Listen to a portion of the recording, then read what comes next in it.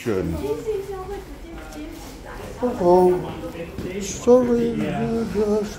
Oh, Cho, nice to see you. Yeah. Begin. Hello, say hello to my YouTuber follower. Hi, YouTuber followers. Prefer you not to follow me. Yeah. I finish yours and mine. And the camera I stay here. You sit here, and I. Can you put it like behind the car? Yeah, okay. Let me see. Find the best position. Yeah, good. Look.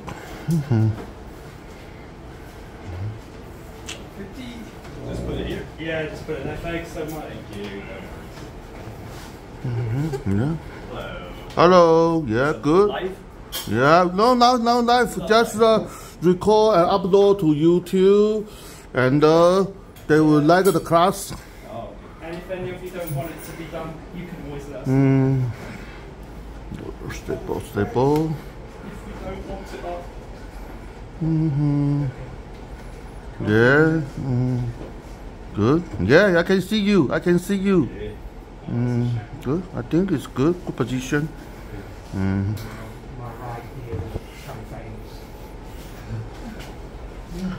Mojito. Hey. Mojito. Always mojito. No alcohol, right? Yeah. No. If you want whiskey, I buy whiskey too.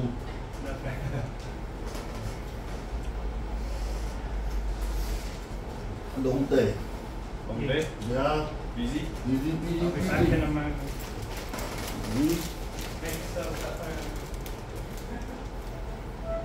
What's your name?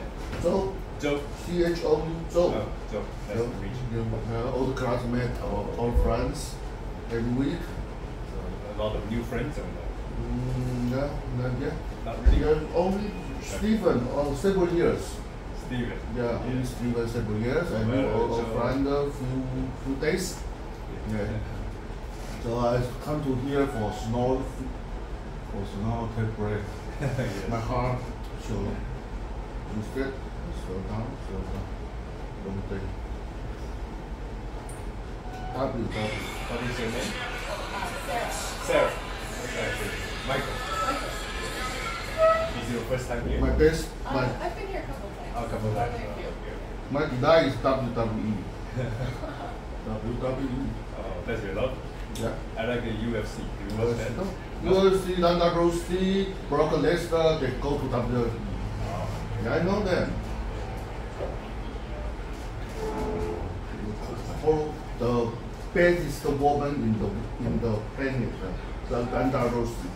Yes, Ronda Rousey.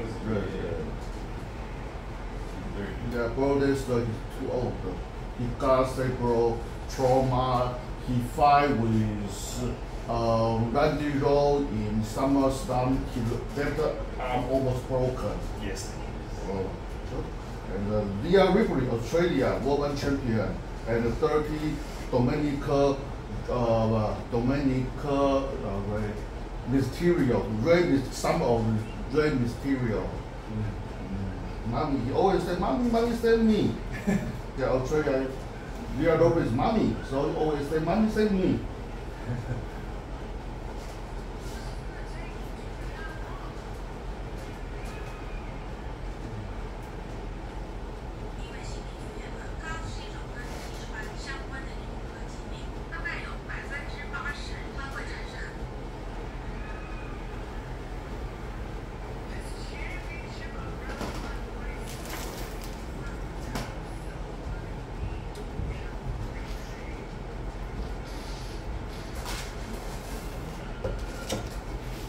Your first meditation activity, or did you meditate before somewhere? Or? I did meditate before in Australia a few months ago. It's a mantra meditation. Yes. Like transcendental, or something? Or? It's kind of like a sing along. So there's a guided Chanting. singings and they just sing along with the mantra. Yeah. And, Where was that in Australia? in Brisbane. Oh, okay. Because I went on a working holiday earlier this year.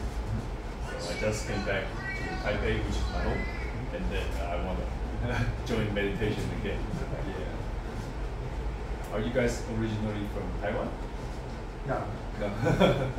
You no? No. No? Where are you from? I'm from the US. The US? And Noel? I'm from Australia. Oh, already Australia. Where? Where from? I'm from Sydney. Sydney. Oh wow. If I go back, which I might soon, I'd probably move to Brisbane, I think. Oh really? Because it's warmer than Sydney. Oh. Yeah. And what brings you here in Taiwan? Well, I just came here to teach and learn Chinese a long time ago. Yeah. Yeah. Oh, you like it here? Sure. I like it, Australia. Yes. So I want to go back. Yeah. Well, I hope you can one day. Yeah, I will next year because I applied for master degree, Oh, okay. and the semester starts next year. Oh, cool. So I will go back. To Brisbane or? I'm thinking about Adelaide Mhm. because the migration policy is better in Adelaide, so you will get the PR easier, which is Oh, what I okay. want to work for. Oh, that's interesting. Yeah. And where in US do you live? I'm from Houston. Texas. Houston. Yeah. Oh, Houston Rockets. Yeah. I'll take one more minute. You keep There you going. go. But what brings you in Taiwan? I recently moved here. Oh, really? Yeah. A bunch of different things, really. I Yeah. have a lot of family here, so that was really Oh, wow. yeah. And how do you find it? How do you find it? Yeah, I've only been here a month. Just a month? Yeah, only a month, so it's been an adjustment period. Feeling hot? It's pretty hot where I'm from too, but yeah, it's a lot more walking than I'm used to. A lot more walking. Yeah. Oh.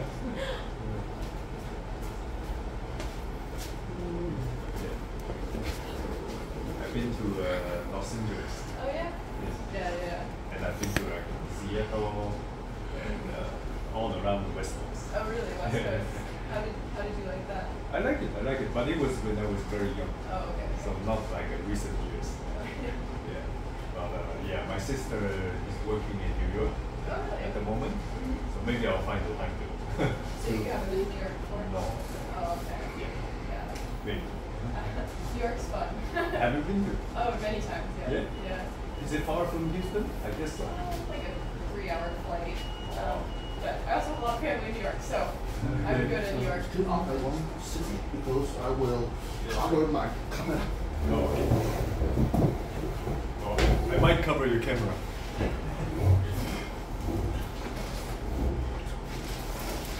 So how long will you stay in Taiwan? The plan is a year right now. 1 year. Study Chinese. Oh, yeah. Yeah. Yeah, my Chinese is bad right now, so Oh, okay. hopefully it'll get better.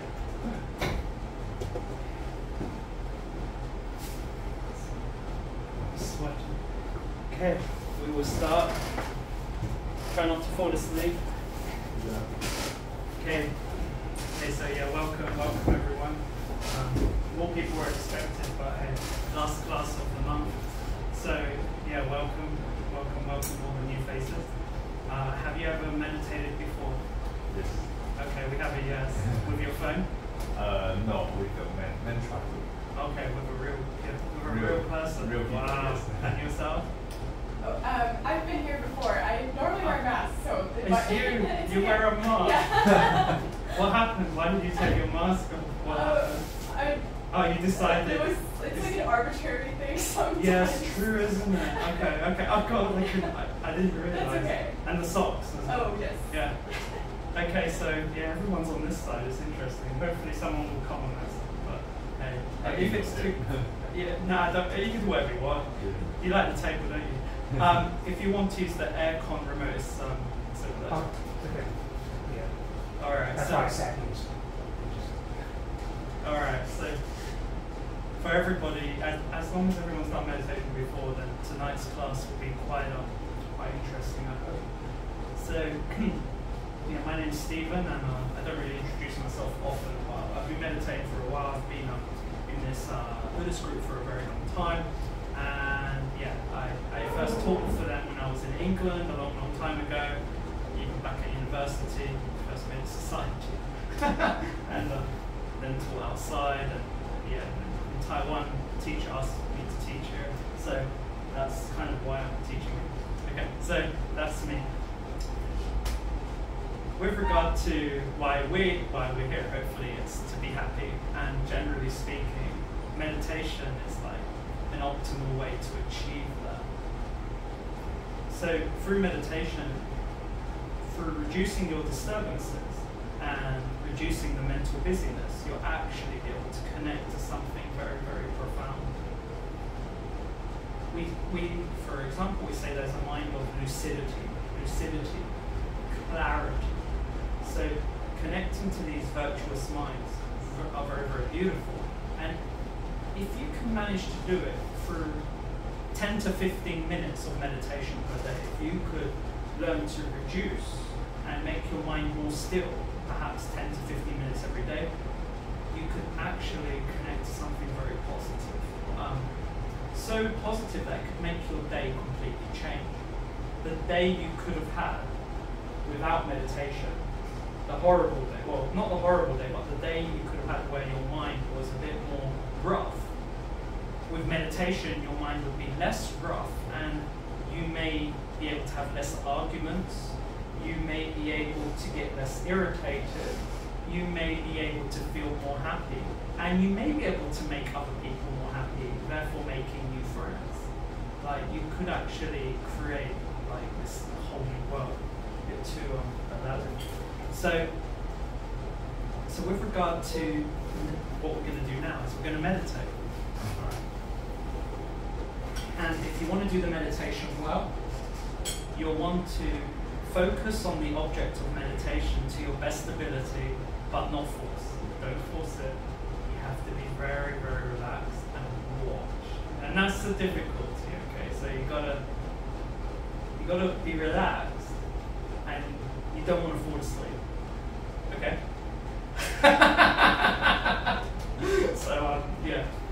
So yeah, you want to be relaxed, you don't want to fall asleep, but if you're too tense, that isn't right either.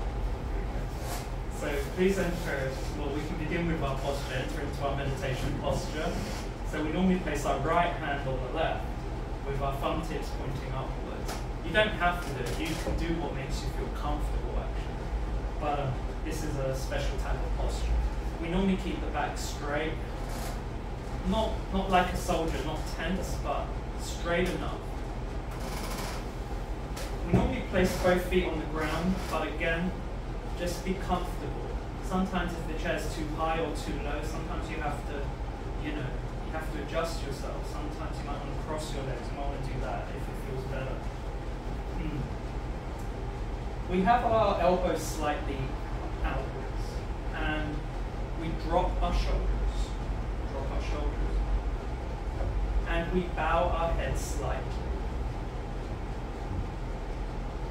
You can imagine that your head, the crown of your head, is held by a string. Like you could imagine you're like a puppet. You're like a puppet, and there's a string above the crown of your head holding you up. But your body is loose, but you're still upright. So please focus on this posture. Because the more comfortable you are, the better the meditation will be.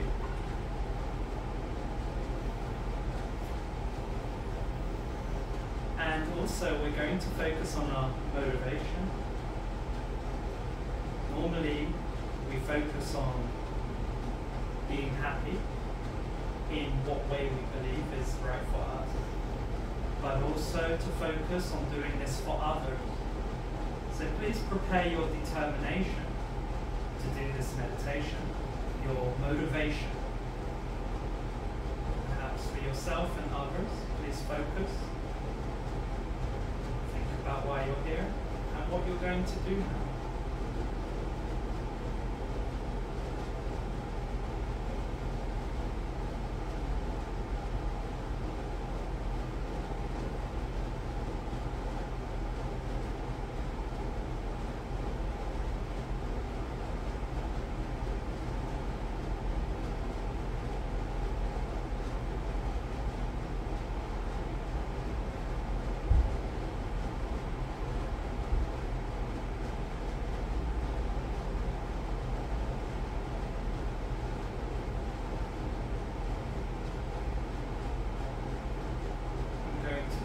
this meditation to help myself and to help others.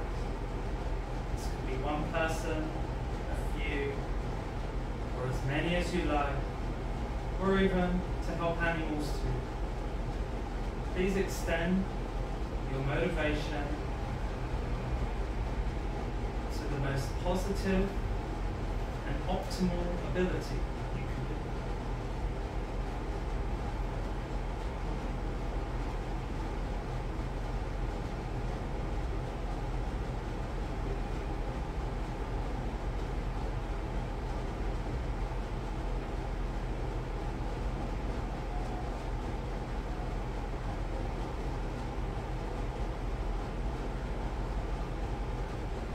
Now, hopefully with your mouth closed and breathing from your nose and maybe eyes closed too, just notice your breathing at your nose. Become aware of your normal breathing.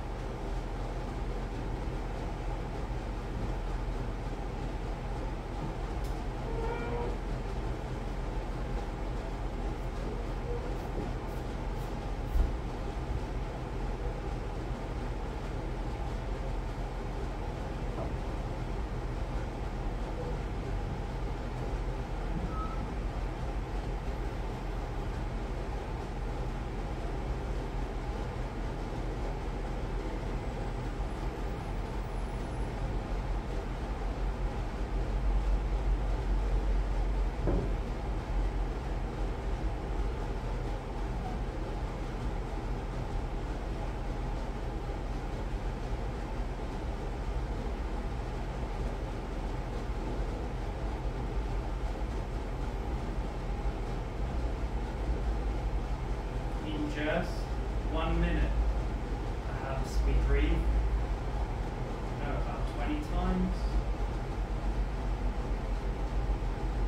In 10 minutes.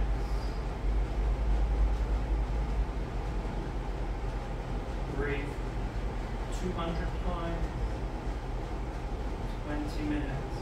400 times. How many times do we notice our breath at the nose?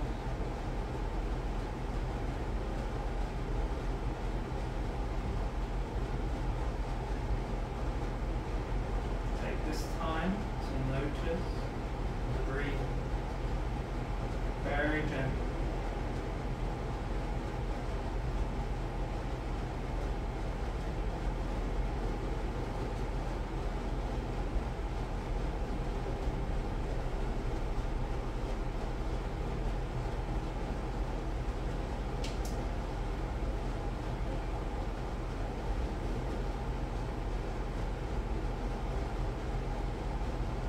Leave all your busyness and distractions far, far away.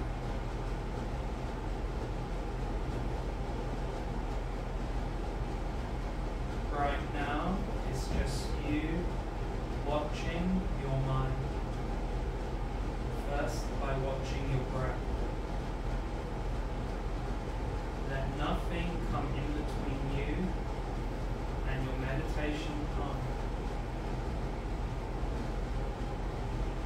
Each breath becomes slightly slower than the last.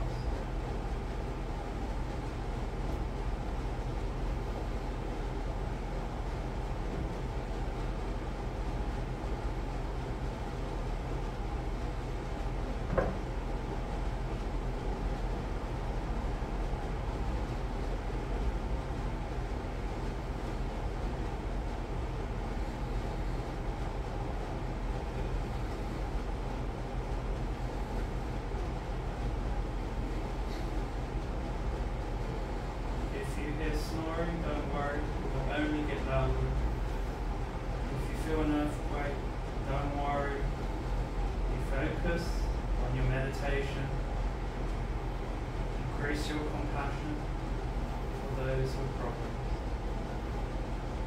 as you watch the breath at your nose.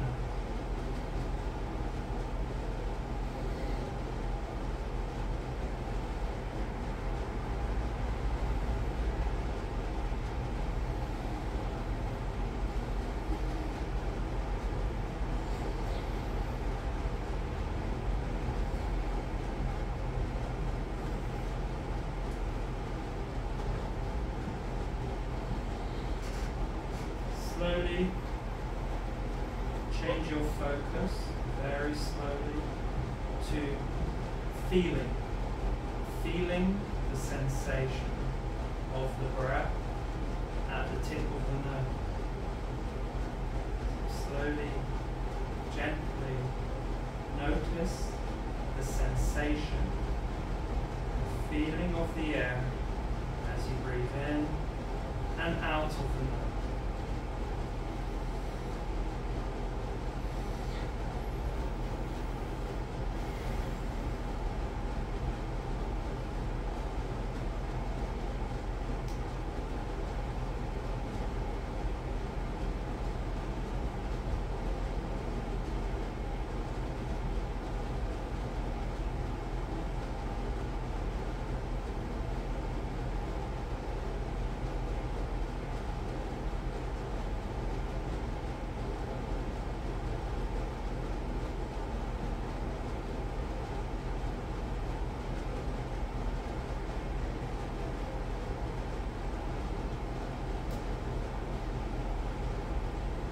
This sensation you could imagine as breathing in cool air and breathing out warm air.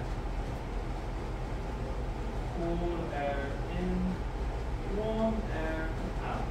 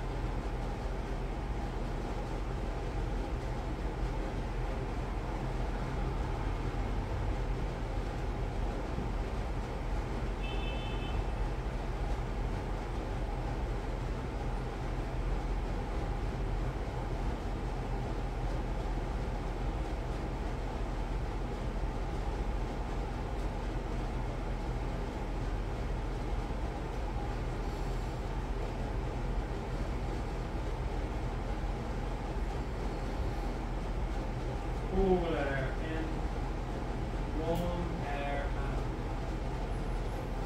I am the sensation, and the sensation is me.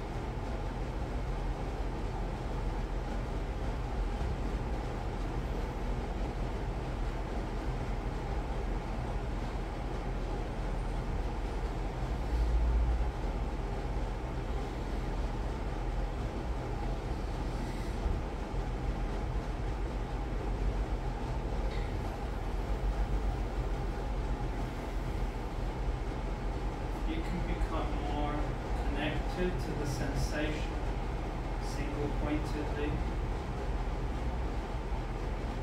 Your distractions can reduce. Your mind will become very peaceful.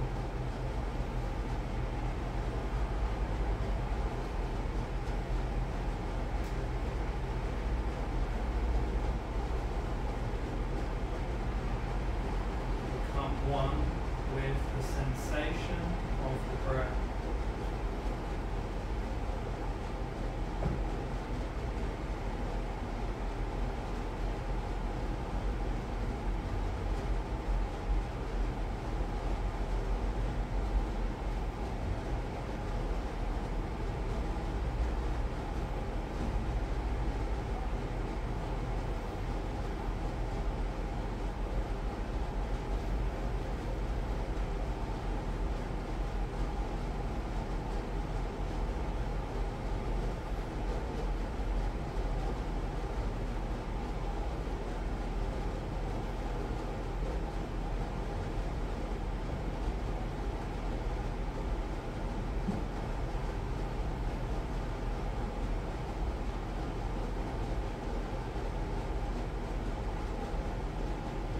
Imagine that many distractions have disappeared. The mind is very peaceful. With this imagination, bring your awareness to your heart, not your physical heart. The heart in the center of your upper body, in front of your spine. Don't worry if you don't know where it is. Get an approximate idea. Imagine where your peace is at your heart. And with a mind of peace, focus for 2 minutes, single-pointedly, on any happiness or imagined happiness. 2 minutes around the heart, single-pointedly. Starting now.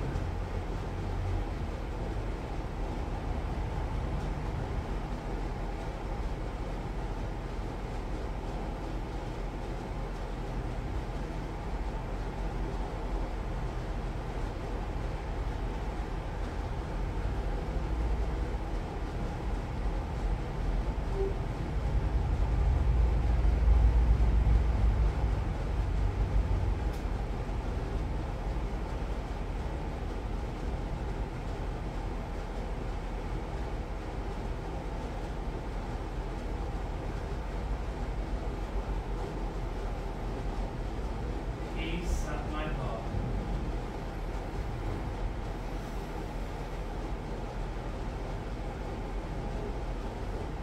Last minute.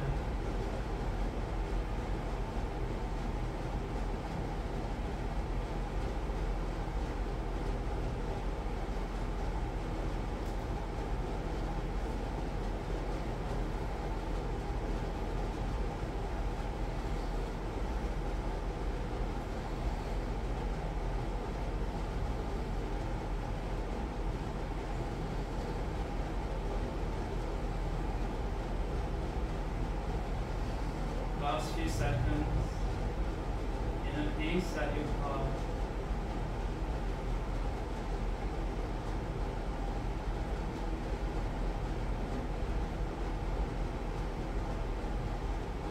And now, considering the good work you've done, please continue your motivation to listen and take whatever is positive for you from the teaching.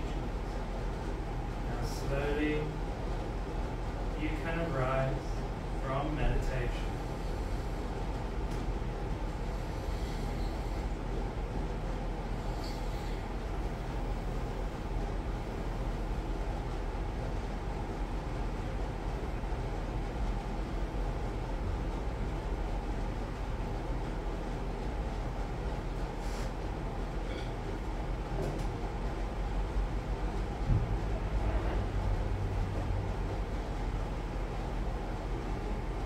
Thank you.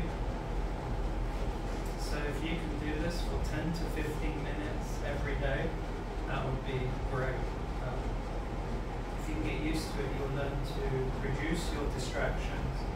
You won't take things around you so seriously, so your life will be much better, especially during traffic jams. Life will be easy. Okay.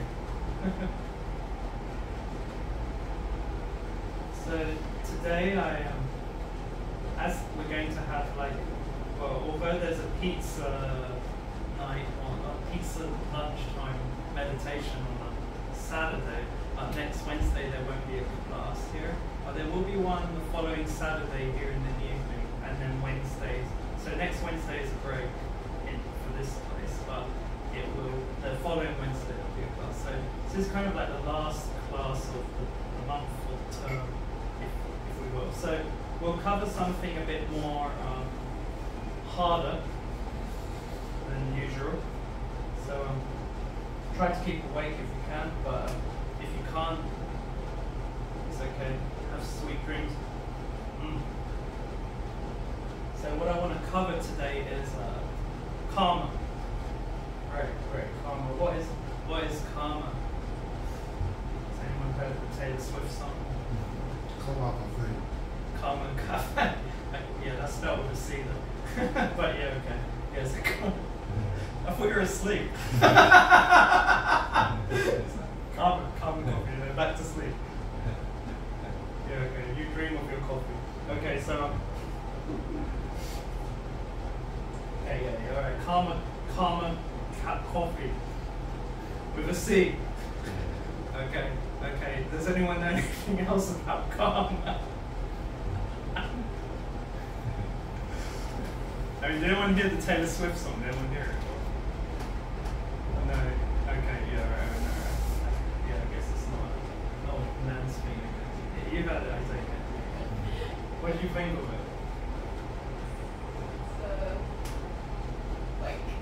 It's alright, yeah. I mean, I thought it was a catchy tune. It's pretty catchy, yeah. Yeah, I thought it was quite a good tune, but I did listen to the words that she said, and I did think she was a bit off her head, I must admit.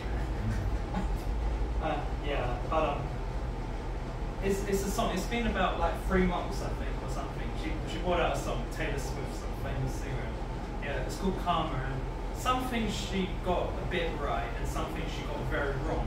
So I think it's an interesting take. I think there's some good things she says about karma, but she seems to be quite happy that it's like karma benefits me and my friends, but for you, if you do something bad to me, it's not going to benefit you. It's fine. It's like she's pretty happy about that. It's like, karma's my best friend. But it's your enemy. So I think this is a pretty crazy way to go about karma because no, karma is not a guide. But don't worry, Cho. If you listen, you'll figure it out. Karma is you don't know karma, right, Joe? You don't know karma? Karma. How to spell? K-A-R. K-A-R. M-A. Alright, see you later. See you at the end of the session. Okay, so we got so karma actually means in fact, I don't really want to say what it means yet. I want to think about what you guys think it means actually, because I typed what does karma mean in YouTube, and it was awful. What came out of YouTube was so bad that I was disliking lots of people and like writing comments like, this is weird, that's not karma. Like, what? I was pretty surprised. I was pretty surprised that no one, people don't seem to get what karma is. Is it like a flow? Is it like a flow? Like flow? Yeah. Like a flow. F-L-O-W, flow. Like a flow. It could connect to a flow. It could connect to it, but I wouldn't say it's flow. But it could connect to flow as in the passage of time. Yeah. It could connect to time. Does anyone have any idea what karma is? Because YouTube has no idea. Taylor Swift doesn't have much idea. but she has some idea. I think it's you know, the impediments that we come into this life with, you know, that enhance our illusory sort of view of reality or something. I don't know. Something like that. So you mean our unique experience? Each of our unique experiences is like karma, or you mean something else? It's not from experience, but we're born into this world with a certain karma, and maybe that stops us from, you know, achieving full awareness or something. Or, I don't know. Interesting.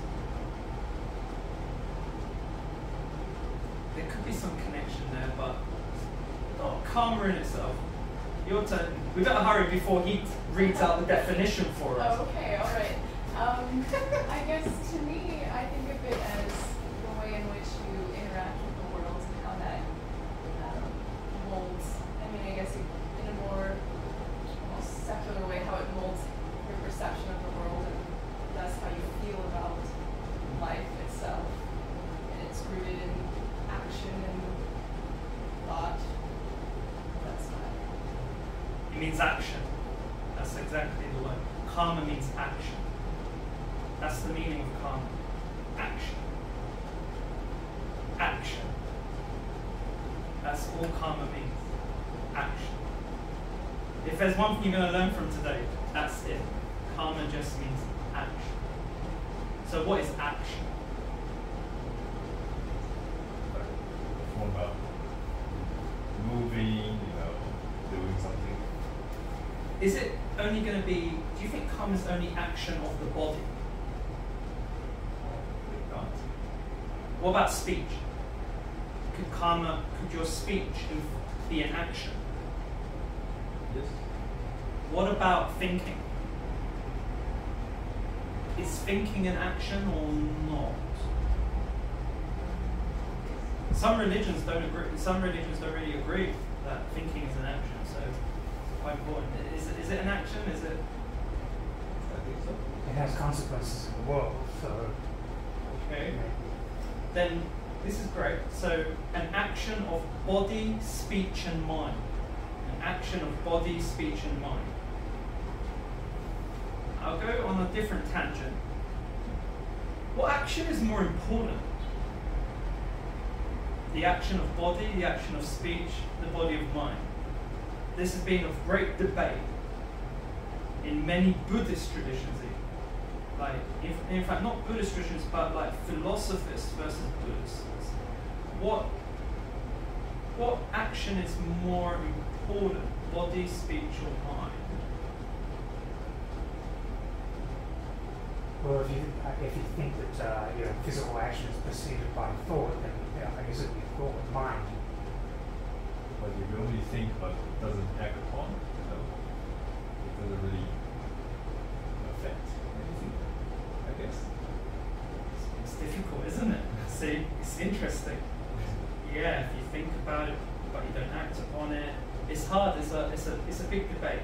But with what is, I think with regard to body, speech, mind, everything does start from the mind. So the mind starts with everything. But yeah, but with result to the final karma, if you proceed with the action of doing something bad and hitting someone or something, yeah. So if you think about it but you don't do it, sure, there will be different types of karma. I think that comes under malice or something like that. But if you think about hitting someone and you hit them, sure, that karma will be worse. But everything starts with the mind. So it's always very important to understand that without the intention from the mind, things are different. So with regard to the mind's intention being important, I said it, I think, on Saturday's class, and this really irritates everyone. There was a guy who wanted to kill John, but he ended up killing Oliver. Jamie Oliver. Alright, let's say he wants to kill Jamie, but he ends up killing Oliver. That would sound more fun. His intention was to kill Jamie, but he ended up killing Oliver. How bad's the karma? he wanted to kill Jamie, but he ended up killing Oliver. How bad is his karma? Or would it be the same? Or does it not matter? Is there any difference? Is there a difference in the killing? Because someone will kill. So is the karma, should the karma be the same, or is it different? It seems the same. I think it's different. You think it's different? Both. You're going for both. Cho, what do you think? Kill them. Okay, enough of that. That solves the problem. Yeah. It's kind of like both of them, yeah. Okay. So because intention has a big deal to do with it, actually, if you did kill the wrong person, the karmic cause is actually different. The karmic consequences are different. And this is the next part of karma, consequence. So you do an action, and and there will be a result, which will be a consequence. So that result is the next. So every time you do an action, there is a consequence to the action, and the consequence of killing Oliver instead of Jamie, because your intention was to kill Jamie, but you killed the wrong person. You still get negative karma. However, it's different in what would happen. It's not the full. You didn't commit the full action. So with karma, it's like you're planting seeds. You're always planting seeds. Every moment, every thought you're doing is planting seeds. Normally they're neutral seeds. So you have 3 types, like positive, neutral, or negative action. Most times our actions are neutral. Like if we're asleep. Well, even when we're asleep, even doing actions in our sleep is different as well. But a lot of times we're quite neutral in our minds. So a lot of times there's neutral karma. But what's very important to understand is negative karma and the consequences. Why should a negative action be very important to be aware of? Why should we care about whether we do a negative action or not? Why should we? Why would Buddha want to tell people maybe doing negative actions is not a good thing? Like maybe you should really watch this creating such karma. Why does Buddha care about the karma we create? Like, why should it be his business? I mean, he's Buddha now. Why does he have to worry? More peace. Well, peace. More peace. Oh, more peaceful. Okay. Yeah, the world would be more peaceful.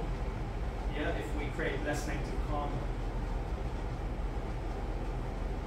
I mean, a lot of people with karma, they're pretty like, they just think, most people when it comes to karma, they just think, why is karma so unfair? I mean, like when I type in YouTube, it's always like, why is karma so unfair? Why are horrible people always rich? Why are horrible people always dating this person who's really pretty or handsome? Like it's always like, why is karma so unfair to me? So this is what I keep reading about. So why is karma? Is karma unfair? If karma really does exist, you don't have to accept it. But is the idea of karma unfair?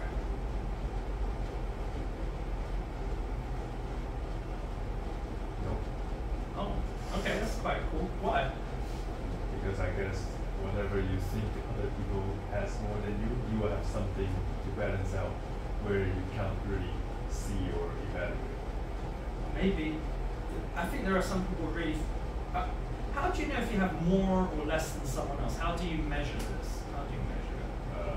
You can't, but I have a belief that eventually everything will balance out. Okay. Like the person is richer than you, you might be, I don't know, taller or more loved. Interesting. Do you think karma is unfair? I'm still not sure exactly what karma is, but Good. yeah, but I don't think the world is unfair. Okay, so the world is It doesn't really care about us in that sense. interesting. Yeah. What do you think?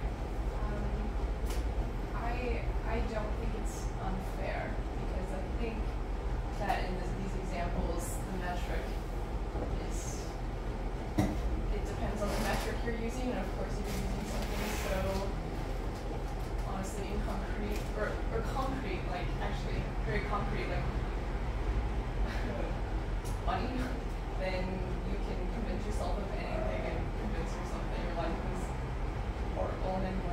it only YouTubers who think life is unfair?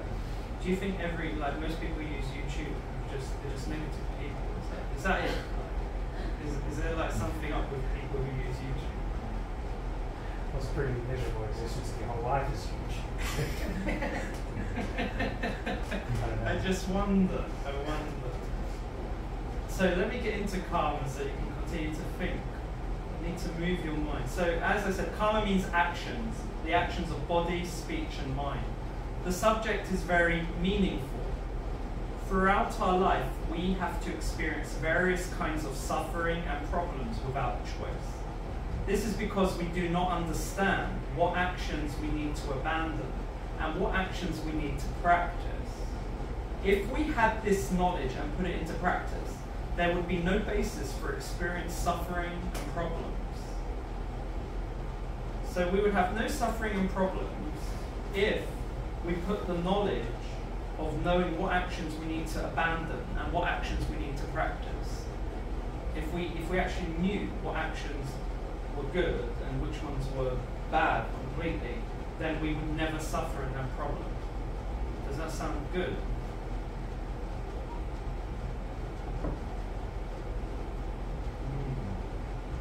The law of karma is a special instance. So again, it's a law, it says. It's a special instance of the law of cause and effect, according to which all our actions of body, speech, and mind are causes, and all our experiences are the effects. The law of karma explains why each individual has a unique mental disposition, a unique physical appearance, everyone's saying genes, and unique experiences. These are the various effects of the countless actions that each individual has performed in the past. We cannot find any two people who have created exactly the same history of actions throughout their past lives, and so we cannot find two people with the same identical states of mind.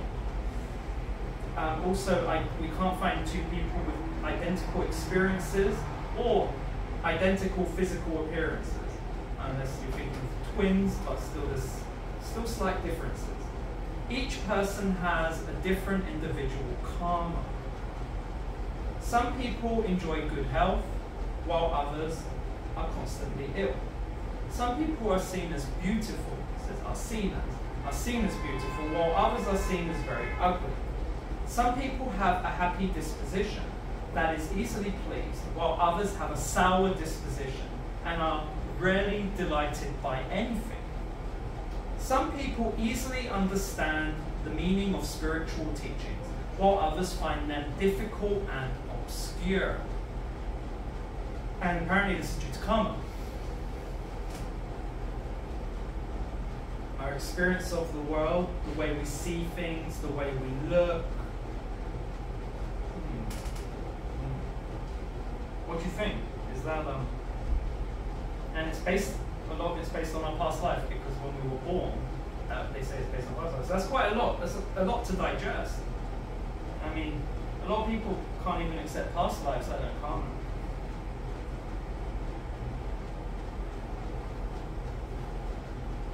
What's the deal on past lives? Could that be possible?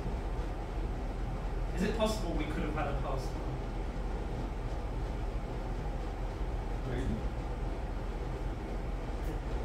I know there are some cases of kids who seem to remember strange things that happened to them. Yeah, kids. Yeah, apparently kids. Yeah, apparently if you can get the language, like if the kid was like a human in the previous life, you could maybe say a language from there, like, yeah. So yeah, there was a story here about like some Tibetan words said to an English kid, and the kid could respond to the Tibetan words but when it grew older, like it forgot completely, but the kid could respond to Tibetan words because they said this kid was a Tibetan in the previous life. So yeah, apparently kids, there's a lot of things about kids because there's still a big connection apparently. So you have to consider it yourself. There are also like people you could put them in a place and they'll know the location and everything, even though they've never been there. You can find documentaries and things like that. But if you yourself can't remember your own past life, then again it's something you'd have to investigate and look into to think, is it possible that I had a past life? Because if it is possible that we had a past life, that makes it possible to have a future life. So this is very, very important. So past lives. I mean, have you guys ever met someone who said they can remember their past life?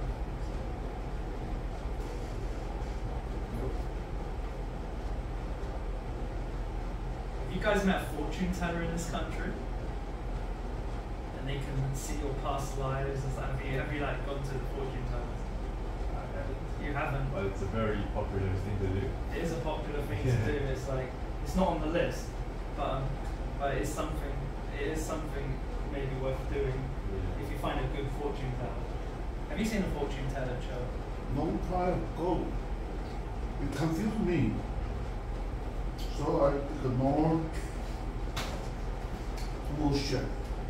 So with fortune tellers, yeah, if they say something you don't like, you ignore them, and if they say something you like, if you're going to get rich and you're going to have fun and life is going to be great, then you're going to listen to them. So generally, We can change our destiny.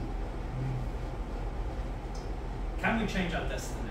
Is life fate? Is karma fate? This is quite an important question to clear up. Is karma fate? Is karma destiny? I think to some extent. To some extent, okay. Like So you can only control a certain level of how your life unfolds, I believe. And another big part will be out of it. what do you guys think? Do you think you can change your destiny?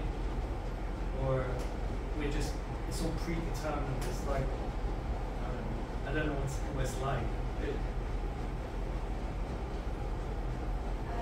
I don't think I personally believe there's a predetermined fate for any living creature. It's a hard one, isn't it? It's like, I mean, it's something I don't want to believe. I don't want to believe like I have to die in a certain way or something. I'm gonna live a certain way. If I was to accept fate, that would mean like, I had no choice but to come here. I had no like fate means I'm just following something. It's like everything's completely predetermined. I would say that's not the case. I don't think everything's completely predetermined. But do you think you have complete control? No, I don't think I have complete control either. But I do think no, I have no control at all over this class.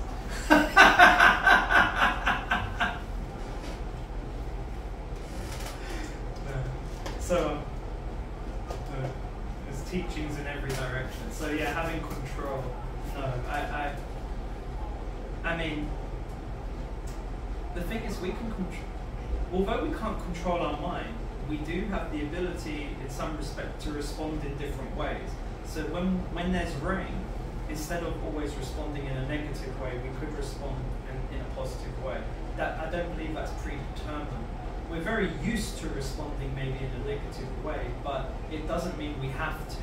And I don't think it's fate that I would say that. I wouldn't owe that to fate. We do have choices with what we do with our mind. Maybe we don't have complete choice with what happens outside of our mind. Maybe not. And maybe certain diseases may arise in our body from karmic causes and these things, but it doesn't mean that we don't have control. We don't have the power over our mind to believe in the disease that causes us to feel unhappy, to create more negative karma. I think we do have the choice, but it's not easy. We have the choice to respond to problems in positive ways. But yeah, maybe we don't have too much choice over the karmic things that happen to us in this life. But at the same time, if the karmic seeds haven't ripened, then there are certain things that can ripen in the future that can be changed as well. We do have some power over it, very limited, but apparently through purification and certain practices, we can change what will ripen, some things that will ripen in our life, but it's not easy. What's very important about these practices is the whole point of karma. In fact, what do you think the point of karma? Why would we be learning about karma? What would be the point of practice? What are we trying to get out of this?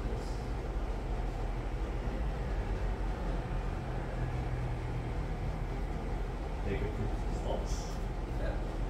You mean to be negative? Or to get out of negative thoughts? Yes. Yes. So to focus on a positive determination. To do what? A positive determination to have what kind of thoughts?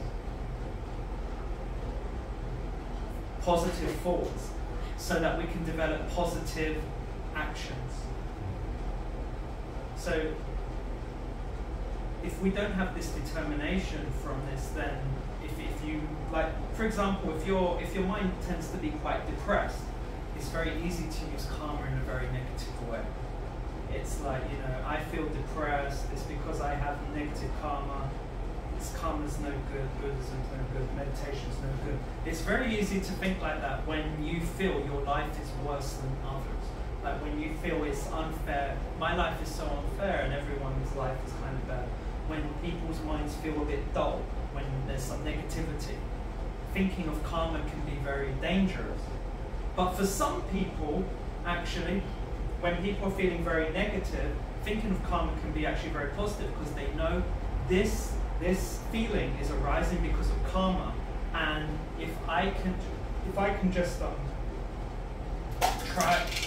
try and keep relaxed and positive to my best ability while experiencing this problem, it will eventually disappear.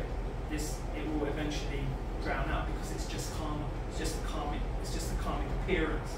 It was a karmic feeling. So actually, there are two ways to go about it, but in general, most people take the negative direction. So it's very important to stress that we need to think of karma in a very positive way. When we think of karma, we should really try to think of improving our positive actions and develop a positive determination. I'm just thinking of a story, but it's a very long story. I'm going to shorten it. During the Buddha's time, 2,500 years ago, there's a story. Sativa and Uttara. So there are two ladies, Sativa and Uttara, and Uttara. So let's say there's Uttara. This is a funny story in some respects. So there's Uttara, and she fell in love with someone. She fell in love with someone, but the parents, they were very Buddhist, and they didn't want their daughter to marry into this family because they didn't like their religious views. But something happened because they were all very rich, in order to save face and something, the marriage happened. So they were married. So she married this guy from another family, very wealthy, all of them wealthy. So she was married, and but what she used to do, Uttara, with her parents, every time the Buddha came during the summer, they used to give offerings, and they used to go to the retreats, and used to go everything. But when she got married, the husband started stopping her. The husband said, "You can't give offerings, you can't go to the meditation, you can't go to this, you can't do this, can't do this." So she was stopped. Everything was stopped. And yeah, and it was during the summer, and I think Buddha was very close to that area for 3 months during the rains retreat. And it was like 2.5, I think 2 months had passed. 2 months had passed, and every summer she used to get to make offerings to the monks. But this time she was married and she wasn't allowed. Her husband stopped her from everything, and she was really upset. She didn't know what to do. Every day she was very, very upset. So she wrote to her dad and said, like, why did you put me into this horrible marriage? It's like, I'd rather be a slave, I'd rather be this, like, it's like the worst life ever. I'm not allowed to make merit. I'm not allowed, yeah, so she already had this idea, like, by giving offerings and doing these practices, she's making great merit for a future life. So she was like, Dad, my marriage is stopping me from doing anything productive in this life. So the dad came up with an idea that was completely unusual. The dad sent her loads of gold. And the dad said, use the gold this is hilarious. So the dad sent the gold, and the gold was to give to her husband so that he could hire, in this day and age, it would be called an escort. And apparently this was the most beautiful woman in the whole of the kingdom. Everyone wanted her, apparently, but they couldn't afford her. So you need to be extremely rich. Her family were extremely rich. So, and apparently when she talked to her husband about it, because she was so beautiful and she was so open to it, the husband was like, yeah, brilliant, I'd love it. And to pay for her to act in the wife's place for 15 days. But in exchange, the wife would be allowed to go to any practice, or like to go to the Buddha's meditation or do what she wants. So her husband said yes. Now, the woman's name is Uttara, and I forgot the name, I said it before, Sumati or something, Samadhi or something. Anyway, so this escort's name, we'll call her escort, but she was called a courtesan. Like they give you a good name or something back then. So anyway, so they had this, so this woman came, the husband was happy and was with this other woman, and they enjoyed themselves very much, blah, blah, blah. So, but every day that woman, Uttara, she was very, very grateful. She was so happy that it only took money to allow her to make the offerings. She was so happy, and she was so grateful to the woman. She was like, this woman has freed me.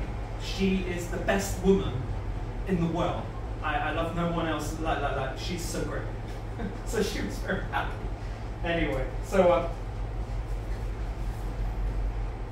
she continued to go to the meditations, and she invited the monks often, and then she said, it was the last day, I think day 14, and there was a big banquet the day after, and she was cooking food at home. She was cooking loads of food to offer to the Buddha. And at that time, when she was cooking food, the husband walked past the kitchen, looked at her, saw her, and just smirked. It was like, looked at her and thought, this woman, she has so much money, and she's in a royal life, and look at her just cooking and cleaning the floor. She has maids, she has servants, but she can't use any of it because she's too stupid. So he really looked down on her and smirked. And she looked at him and saw him smirking. She thought, my poor husband, he doesn't understand that all this money is only for this one life. At the end of this life, it will all mean nothing, and all he's doing is wasting his merit, just using his money without doing anything good with it. And she said, I really hope you'll be okay. Anyway, the courtesan saw the husband smirk and thought it was the husband like actually smiling at her, and saw her smiling at the husband, and she got jealous. She got very jealous, and she thought, she said, she actually believed she actually felt she was now the wife, like she completely conceived she was in that role. And yeah, anyway, she was very jealous, and she was like, yeah, how dare, how dare they feel so happy together when, like, I'm so beautiful and I'm this and that and that. He should just be happy with me, and look at this stupid woman. Anyway, so when the husband walked off, she went in the kitchen, the lady, the courtesan, she went in the kitchen, and the food was being cooked, and there was hot oil, boiling oil, and she took a ladle, I think it is, and she took the ladle, and she took the oil, the boiling oil, and poured it over the head of Uttara. Now, she was so angry. So yeah, she took this boiling oil and put it over. But actually, when she actually put it over the head of Uttara just thought, I'm so grateful for you. I can understand why even 14 days with him is so hard or whatever. It's like I owe my life to you. So whatever you do is fine. And this was called something like the aspiration of attrition or something. So anyway, she made this kind of vow at the time. She said, if I have any hate towards you, let this completely burn me to death. Anyway, apparently what happened, when that ladle of boiling oil covered her head, it just flowed off. It just flowed off, which is unusual. So this is like a karma, if you don't have the karma for this experience. But anyway, it made her even more angry. So the courtesan got even more angry and went to get more. But the maids of the lady saw, the maids of Uttara saw, and they got so angry, they all came and they just started beating her. They took everything they saw in the kitchen and just beat her, metal things, they just kept beating her. And they were so angry. And Uttara was still so grateful to that woman getting beaten up. She was so grateful, and she kept telling the maids to stop, they wouldn't. So to stop, she jumped in. She just jumped on top to stop them hitting her.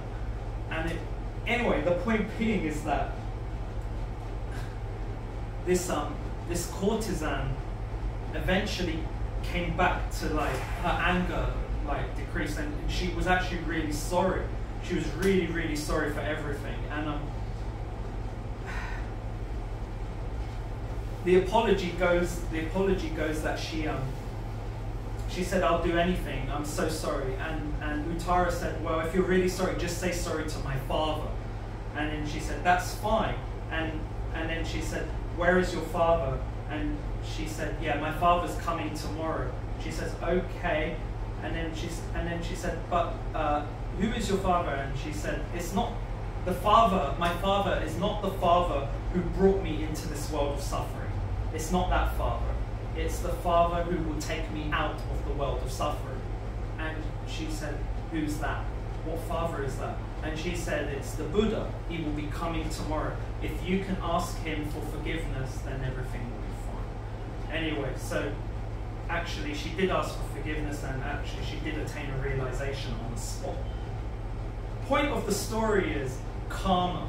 If you don't have the karma to experience pain, you won't experience it. And apparently, like if you don't have the karma to die, you won't die. So in a plane, even in a plane crash, if you don't have the karma to die, you won't die. Even in a bomb, if you don't have the karma to die, according to Buddha, you won't. According to the teachings, you won't die. So, and also, what I like about Uttara is the determination to create great merit. All she cared, she knew that this just focusing on this one life is not enough. We should be making more. We should be doing more positive things for the future. So this determination of positivity is amazing, and I think also that in terms of karma, if you don't have the karma to experience it, it won't happen. So this part, a lot of people will not understand. But if you look at people who, like even after a volcano erupts, sometimes there's a person, like someone next to you might die, but you don't die. It's like it doesn't make any sense. Sometimes miracles really do happen. And apparently that's due to karma. If you don't have the karma to experience it, you will not. So this is quite interesting. So miracles might help you understand karma in some ways, but also the determination of Uttara to do whatever it took, which was a bit crazy. I mean, in this day and age, no one's going to hire an escort for their husband. Like, that'll be the last thing. No, everyone will be. It's like, and also, it's not very good for the husband's mind. But after the husband saw everything that happened, he also became a Buddhist, and the family, and they gained a realization. So that was so everyone lived happily ever after. So that was pretty But that escort girl, actually, she died a few days later. So that was the story continues. That was it goes crazy after that. Wow. So anyway, And there was even a story before that, but yeah, so that's the short version, okay? So the point being is the determination to be positive, using karma in any respect, using the idea of karma and what can happen in your future, and to think, you know, if I don't want to have anything negative perhaps in my future or future lives, if that's possible, then perhaps I want to have a more virtuous determination. I want to do more virtue in my life. So what is being virtuous? What does it mean to be more good, to be more virtuous in your life? What could that be?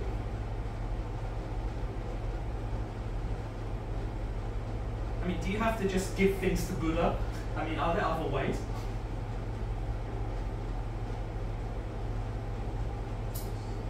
Random act of kindness. Random acts of kindness. Okay. Okay. That will make good karma. Random acts of kindness. Okay. What else can we do to be more positive, to go in a more virtuous direction?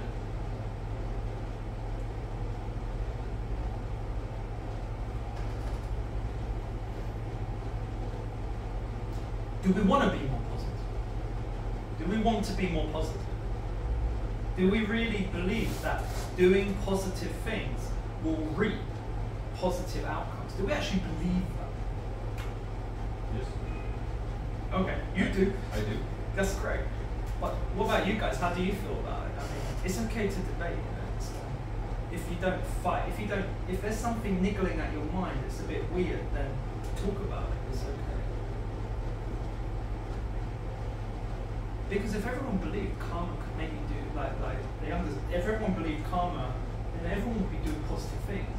But clearly, most of the world doesn't. I think you should always aim to be as authentic as possible. That requires you to develop a deeper understanding of what it is that you really are. Or what if we were authentic, like just following our delusions in terms of just, I'm authentic, I'm going to follow my delusions? Is that authentic? I wouldn't sort of consider that as being authentic. I think, yeah, I think that being under the spell of delusion is actually inauthentic. Okay, so we need to have no delusion. So how are we going to have no delusion in terms of being authentic? I mean, what kind of meditation? Okay, we can't meditate all the time. So how can we create positive action? What can we do? How can we create positive action in our life? What is there? Is there no choices? I think communicate with your delusion is a good idea. Communicate with viewers. You deserve something, you want to talk with it, you talk to yourself and analyze your delusion and maybe useful or unuseful, and maybe it's a good way for me. Okay, maybe I want to watch the Dr. E, but I want to see a Saturday payback, so I will communicate with my delusion. Okay, so you talk with your negative emotions. Yeah, it's a good idea. I guess it means you notice them, so that's a good start. If you notice the delusions are in your mind, then that's a good start, because you know where they're coming from. You know yourself and analyze why you created the delusion. Very important for know yourself and substance clues. What virtues do you guys? Any ideas? Like after this class, is there anything extra you could do to like make your life better in terms of like doing more positive actions? What could be done? And I did say mind is very important, so it doesn't have to be something physical. What could it be?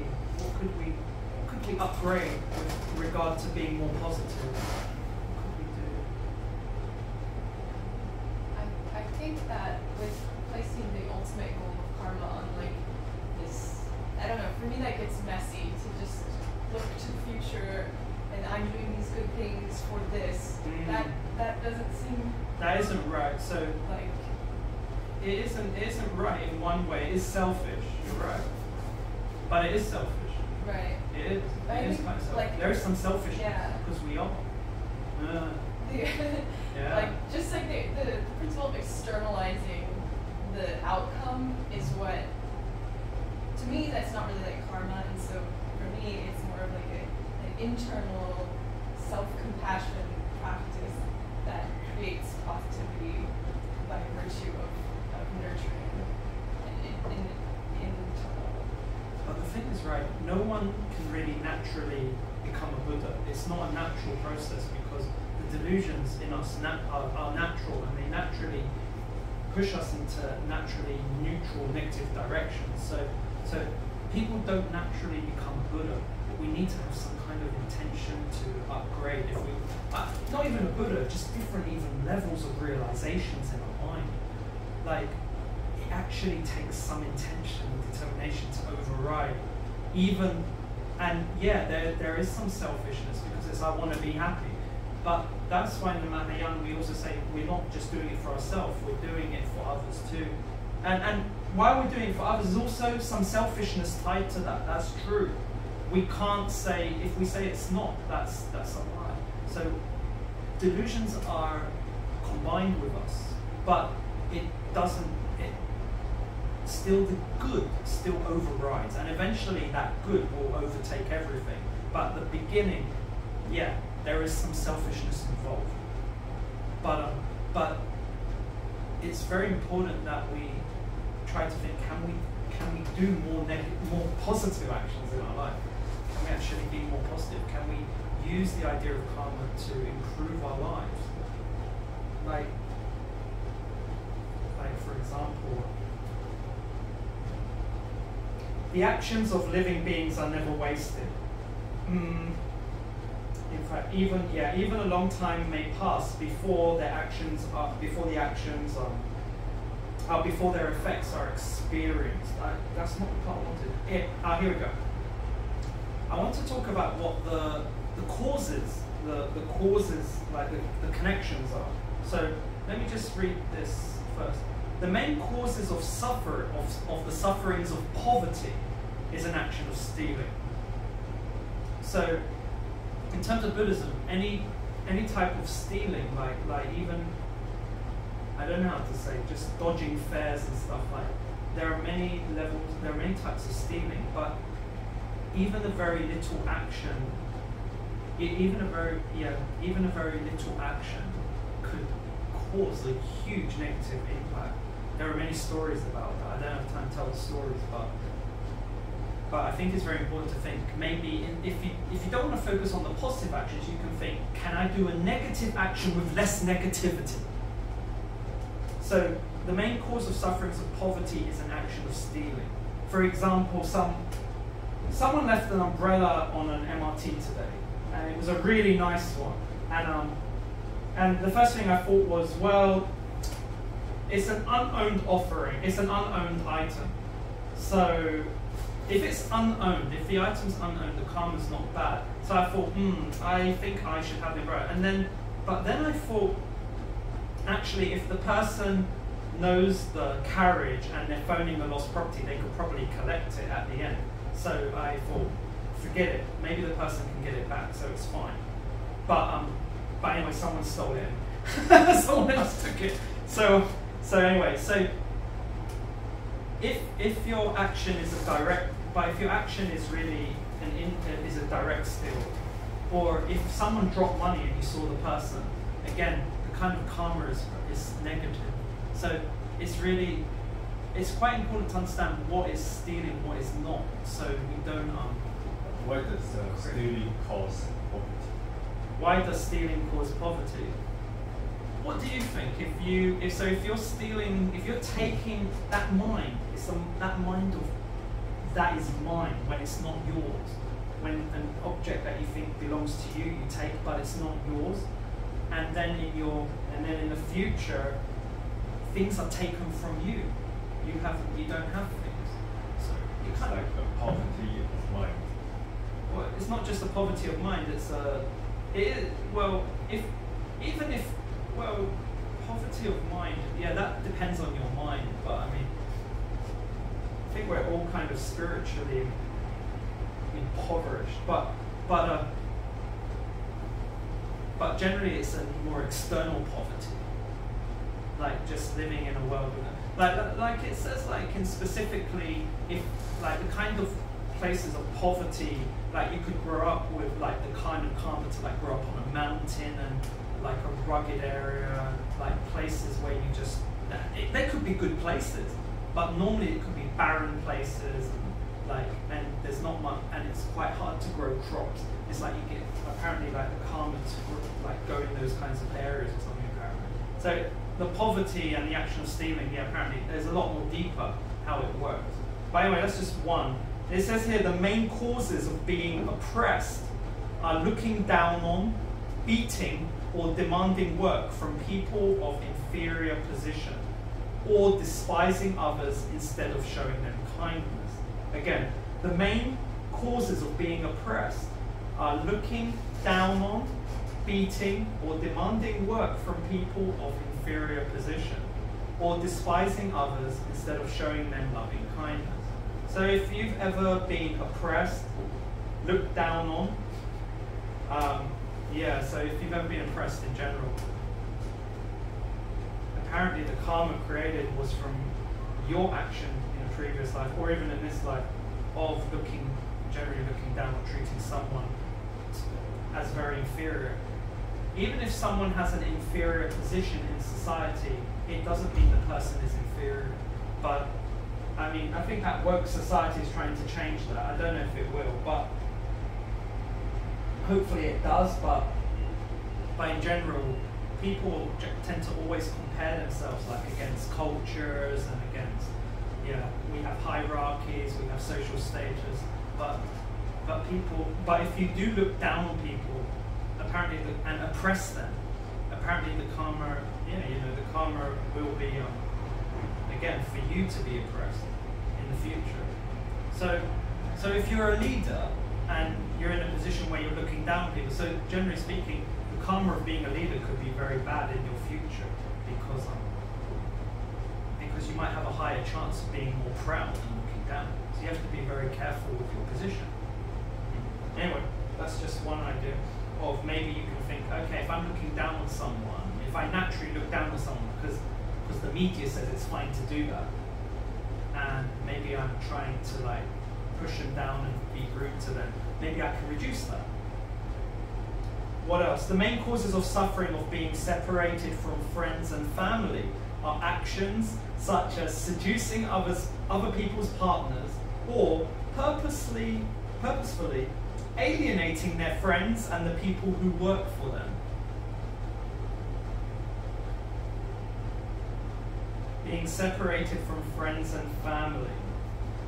So it's not just having affairs, it's seducing them or dividing them, causing a division. So it's interesting how apparently these karmic causes work. So you could think, because some people think, well, maybe they shouldn't be in that relationship, and maybe I should divide them, and they don't deserve to be like that. Like, this person doesn't deserve that person, I'm going to do them a favor. Maybe you have to think, maybe you can think twice, I don't know. And I guess this isn't just about division in families as well. You can have divisions in all sorts of areas of life. So it's and that can have different karmic consequences for being separate. Maybe in your work, you're separated in a place and you don't like it. Maybe there's some different karmic consequences. But it's interesting to see, is it possible? Could it be something, because this is why people think karma's not fair. Because if I did it in a previous life, why should it impact me in this life? I don't remember my previous life. It's not fair. People feel like that. And that's why we end up saying, life's not fair. But you guys tend to think life is fair. So it's a good Anyway, it's very important if you don't want to focus on increasing your positive minds, like, so I will, I'll be more virtuous, I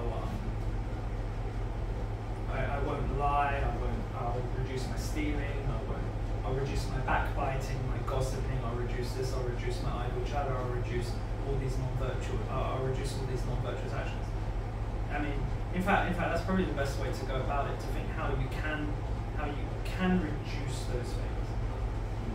Anyway, so please consider that. I think just use a few minutes to meditate on a determination. So just take anything you want from the karmic teaching and think, how can I use it to make my life better? Please don't get negative about it. Just think, how can I improve my life? So your meditation posture, please take a moment to just get meditation posture with your back straight, and to just close your eyes. And please take some time to focus on your motivation.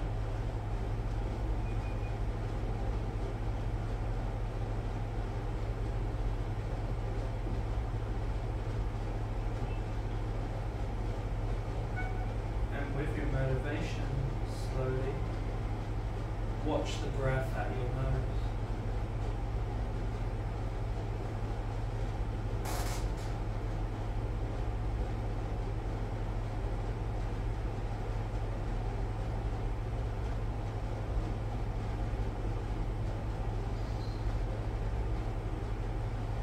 We've listened to karma, which means actions of body, speech and mind. Whatever you feel from karma, please take whatever wisdom you have to use it to develop a determination of positivity. In general, people don't want to experience bad things. People would not like to experience bad effects. So if we want to have some improvement, perhaps, maybe we could consider increasing our virtuous actions. Take some time to contemplate, to think about your determination to use or create positive actions.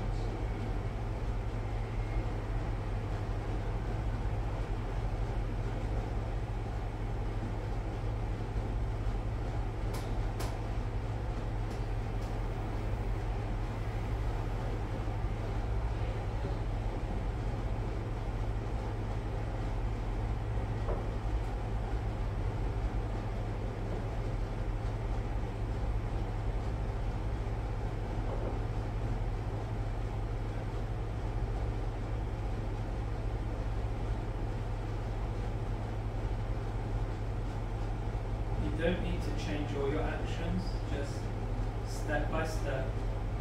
Consider something you can do better, or something you can reduce to improve your future.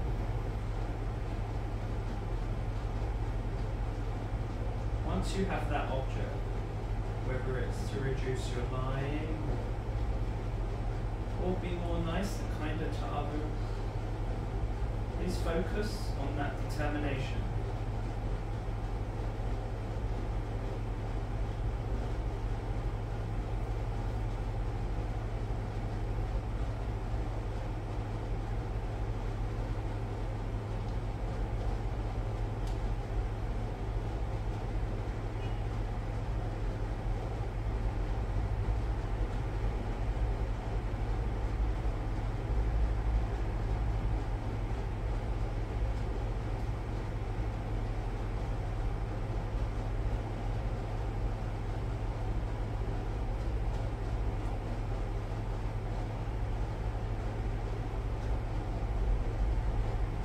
Perhaps your positive actions will ripen in this life. Maybe something amazing could happen just by improving your state of mind. Even a tiny bit, something amazing could happen. Feel very positive as you focus on the improvement.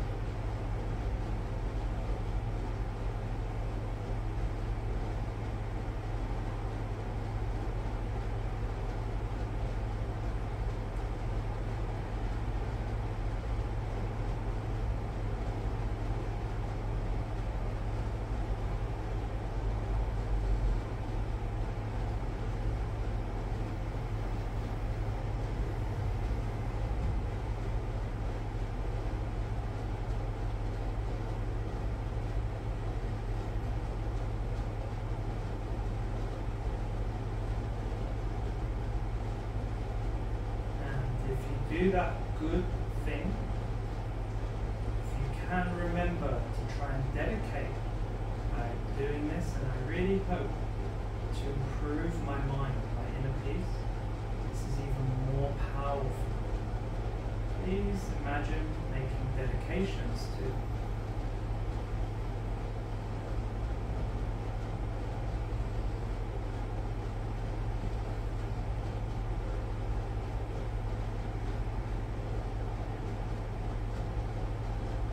now imagine all the positivity has ripened. Imagine living in a very pure world where you only experience inner peace beyond imagination. Enjoy single-pointedly for the last minute a world of pure joy and happiness from your inner peace, from your positive karma.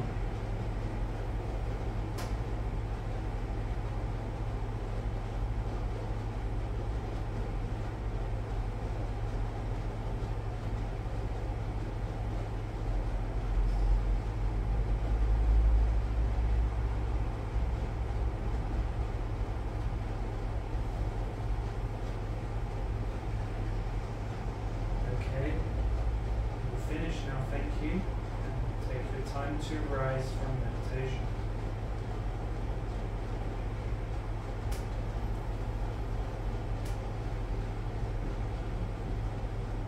Okay, thank you. We're over time, so if you have any questions, you can let me know after. We have pizza meditation Saturday in the meditation center. If you have any questions, you can just let me know after. Thank you very much. Thank you, everyone. We'll pack up. Thank you. Thank you.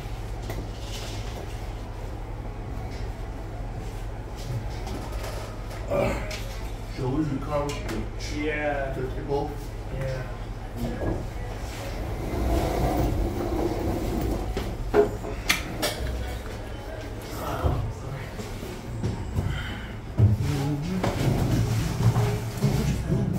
Side. Thank you, Chair.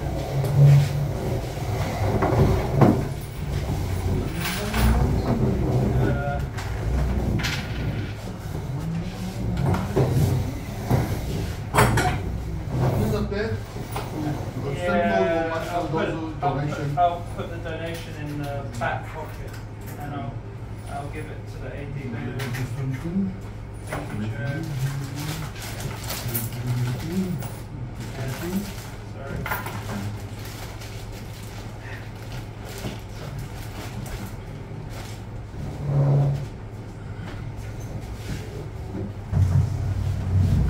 Mojito.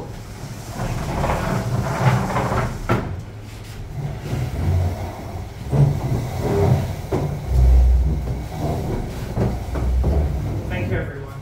Thank you. Thank you. Thank you very much. It's over there, Chair. It's mine. Thank you, everyone. Thanks, Chair. So thank you, my friend. Thank you, Yeah, everyone. well, one Have a of lovely. yeah, lovely, yeah, Thank you. yeah. Bye, everyone. Thank you. Bye-bye. Bye. Thank you. Yeah, okay, I'll upload later. Whose drink? Mine. Yours? What is that? Yeah. Kang Chin Long. What's the flavor? 1 铁观音, iron 观音. And this one is mine. I swallow those leaves. It's delicious. Thank you. They make my mouth clear. Okay. Yeah, my mojito. Lovely. Thank you, Chair. Okay, close. Yes. Say goodbye to my YouTuber follower. Thank you for your watching. Thank you.